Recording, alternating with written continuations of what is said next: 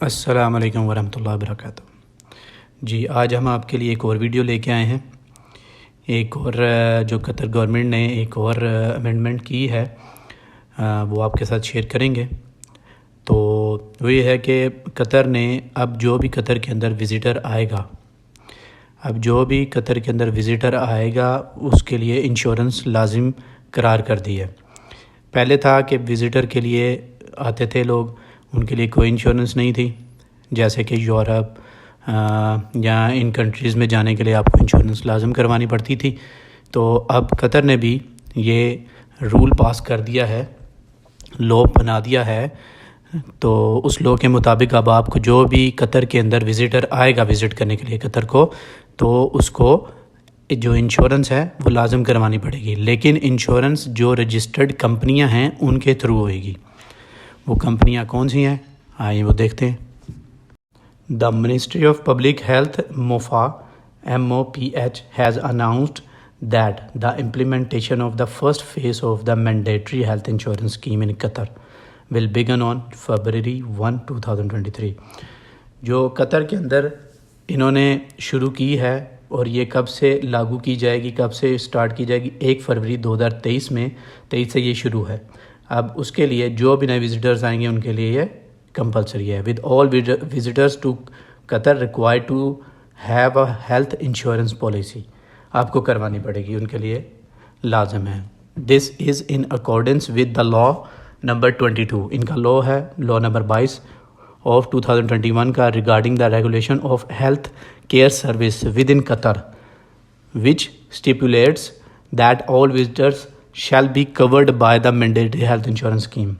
जो इन्होंने शुरू किया उसके मुताबिक आपने जितने दिन भी कतर के अंदर रहना है उसके मुताबिक आपकी हेल्थ इंश्योरेंस होनी। The scheme will be implemented in phases to ensure a smooth rollout. The first phase will start with visitors to Qatar on February 1, 2023. The ministry has set the necessary arrangements to launch the first phase of the scheme, including enabling visitors to obtain a health insurance policy from MOFA registered health insurance companies. MOFA के through आपको पता चलेगा कौन कौन सी company registered है। वो आप MOFA की वेबसाइट पे जाएँ, वहाँ पे आपको हेल्थ इंश्योरेंस के नाम से एक जो कि कॉलम मिलेगा, उसको खोलें, उसमें जितनी भी कंपनी रजिस्टर्ड हैं उसके थ्रू आपने करवानी है। MOFA explain that the insurance policy for visitors covers emergency and accident service only. ये होगा कि अल्लाह ना करे कोई भी इशू या कोई भी विजिटर्स के साथ जैसे एक्सीडेंट हो जाता है या किसी एमरजेंसी की ज़रूरत में आपको कफ हो जाता है, कुछ भी हो जाता है, तो फिर ये जो है आपकी इंश्योरेंस काम आएगी। With the premium QR50 per month at the initial issuance and upon extension of the visa. The visitor can also obtain a health insurance policy that covers additional service, and the premiums for such policies will vary depending on the prices of the insurance companies.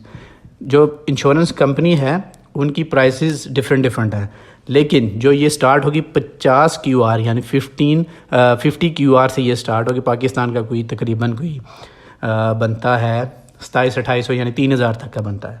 तो इसकी आपको insurance 1 महीने के लिए valid होगी। अगर आप visa extend करवाते हैं तो देन आपको इंश्योरेंस भी एक्सटेंड करवानी पड़ेगी। तो इसमें आप एडिशनल चीज़ें भी ऐड करवा सकते हैं, मतलब आपको थोड़ी ज़्यादा वाली चाहिए तो वो भी ले सकते हैं। उसमें आप चाहते हैं कि कोई अल्लाह ना करे कोई और प्रॉब्लम हो जाए, कोई कोविड के लिए हो जाए, तो फिर उसके लिए आपको एडिशन इसमें ऐड करवाना पड़ेगा। The ministry pointed out that visitors can choose one of the registered insurance companies through the links available on the MOFA website. When visitors apply for an entry visa to Qatar, they must have a health insurance policy, as it is one of the requirements for obtaining a visitor's visa. The same process applies when extending the visitor visa. अच्छा, जो ministry है Qatar की, उन लोगों ने इस चीज़ को point out किया है, इसको सामने मद्देनज़र रखा है कि जो विज़िटर आएगा उसने इंश्योरेंस जो करवानी है वो एक लिंक दिया हुआ है, उसके अंदर मैं लिंक शेयर कर दूंगा। तो वो लिंक दिया हुआ है, उस लिंक के थ्रू आपने कि जो रजिस्टर्ड कंपनीज़ हैं इंश्योरेंस की, उसके थ्रू आपने इंश्योरेंस करवानी है। तो जब आपने वीज़ा अप्लाई करना है उससे पहले आपने इंश्योरेंस करवानी है।